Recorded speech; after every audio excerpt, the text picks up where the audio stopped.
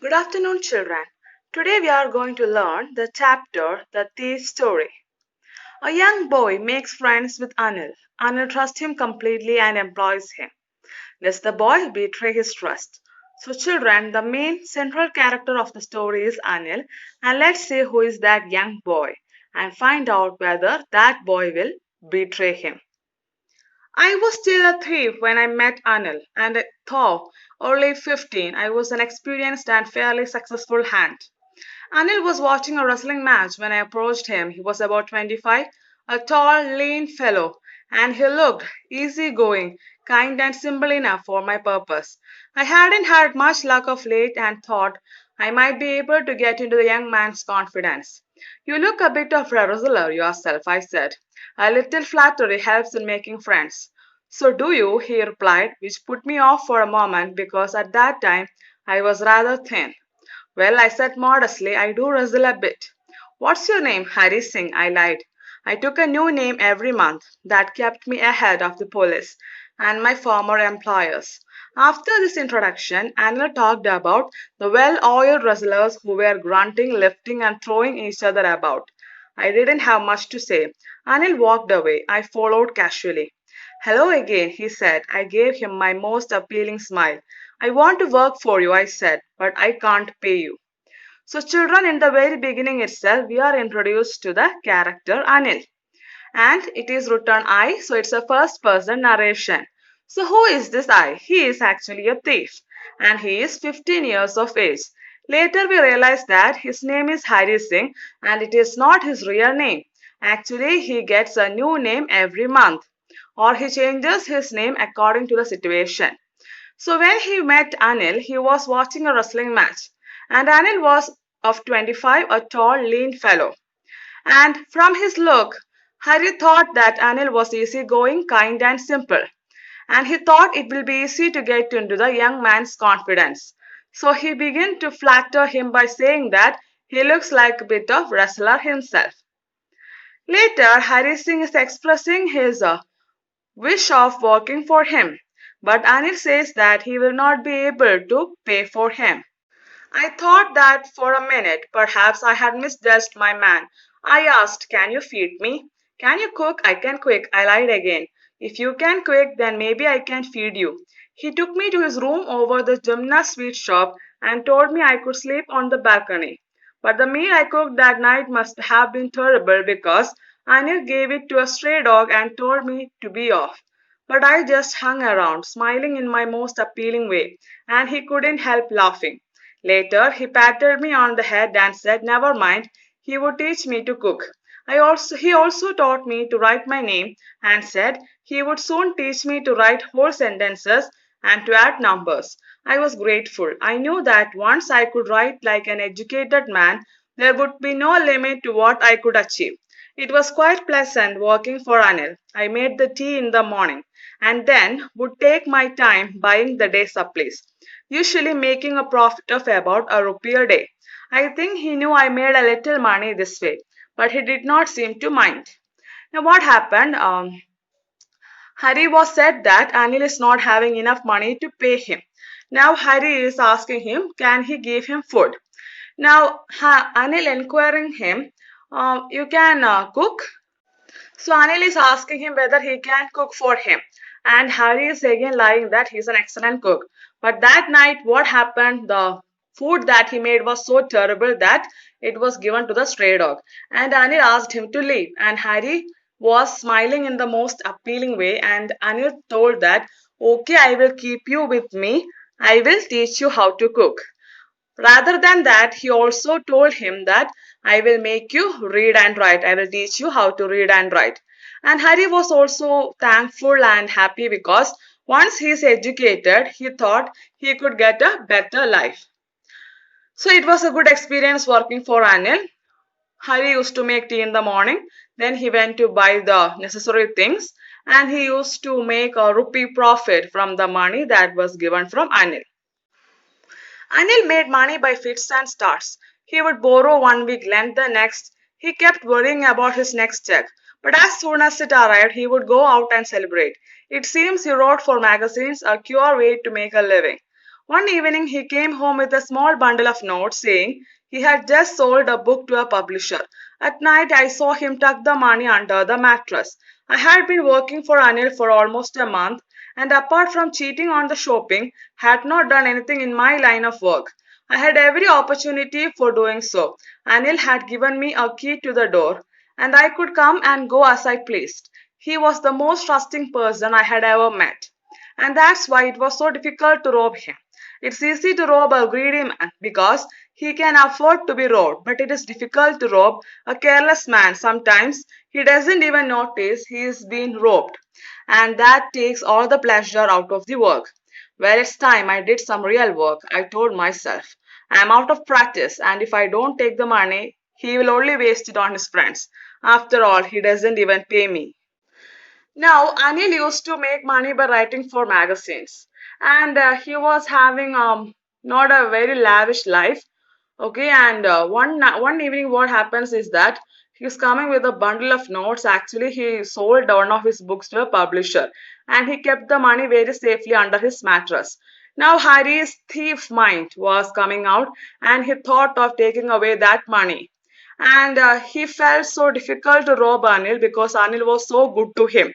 But Harry was helpless as he wanted to do the thievery. Because according to Harry, if he is not robbing it off, Anil would waste the money on his friends. And at the same time, Harry was not even paid for his services by Anil.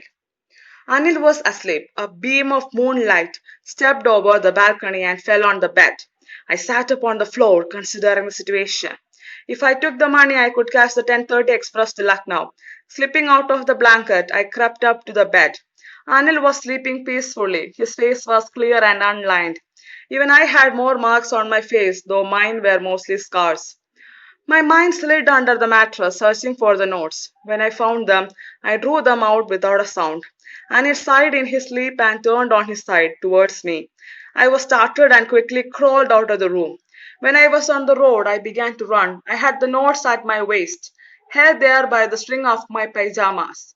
I slowed down to a walk and counted the notes. 600 rupees in 50s. I could live like an oil rich Arab for a week or two. Now, Harry was Harry has made his mind to steal the money from Anil. So Anil was sleeping and he thought if he is stealing the money now, then he can get the train 10:30 express to Lucknow. So he is going near Anil who was sleeping very less and he is taking the money and then once he was on the road he is running so fast and he has kept the money in the waist in the strings of his pajamas and then he slowed down and he counted the notes. It was 600 rupees. When I reached the station, I did not stop at the ticket office.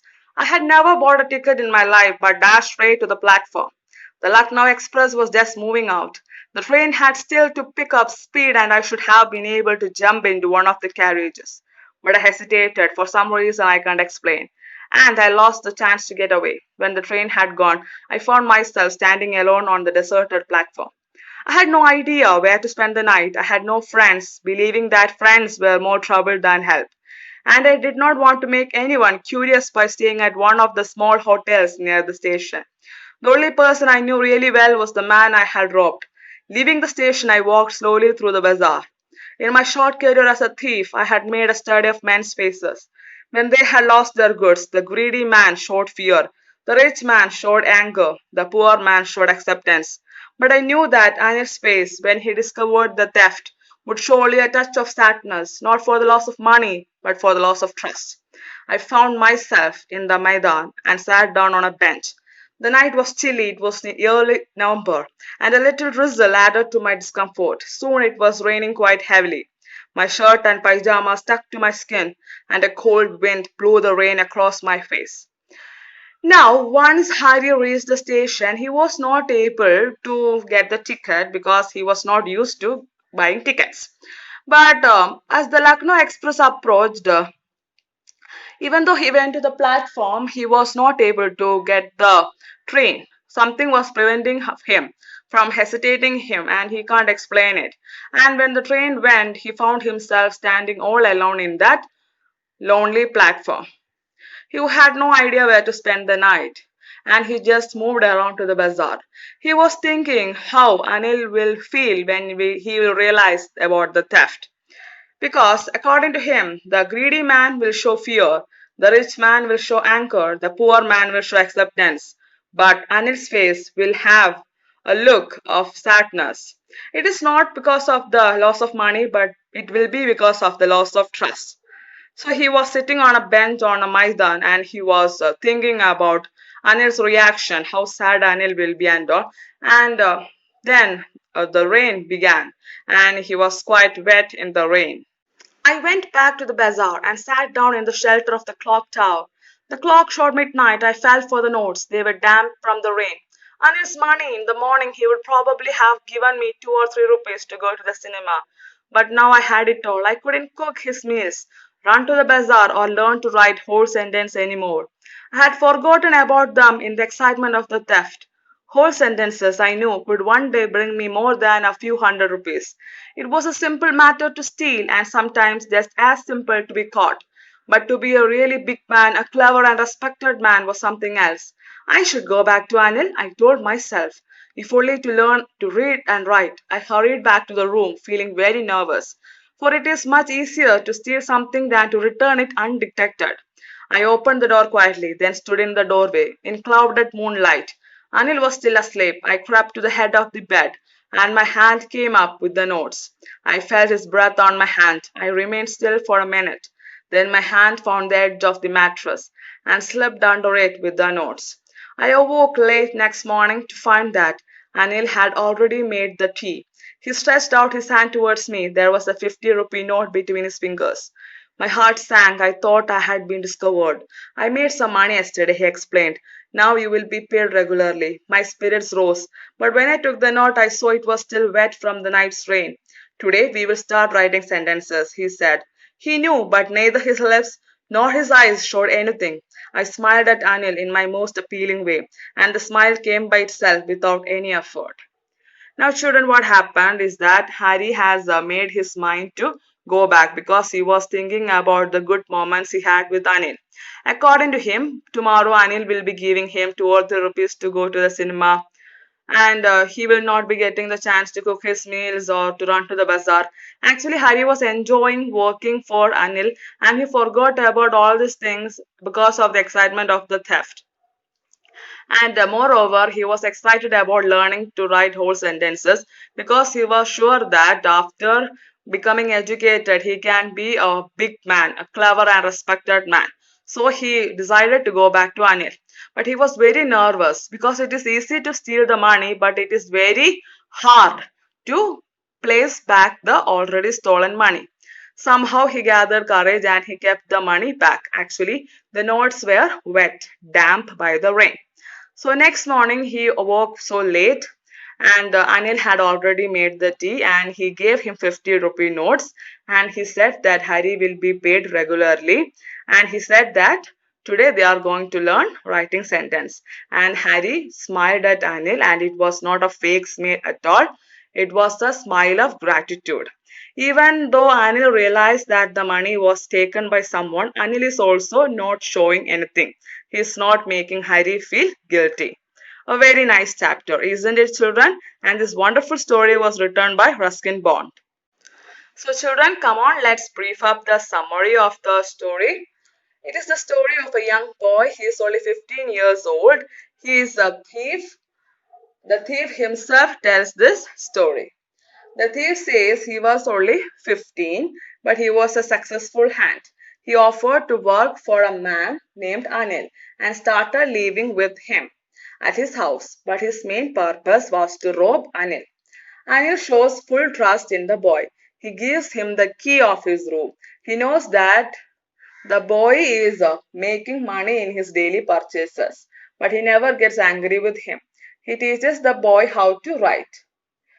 One day, the thief sees Anil putting some currency notes under his mattress.